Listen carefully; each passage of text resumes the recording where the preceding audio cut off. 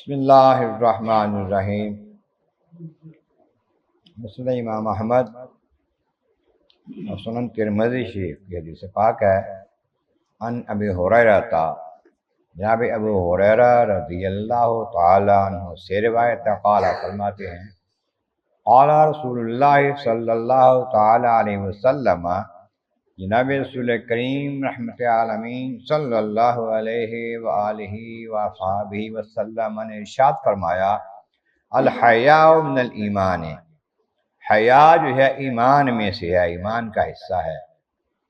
والایمان فی الجنت، اور ایمان جنت میں لے جانے والا ہے۔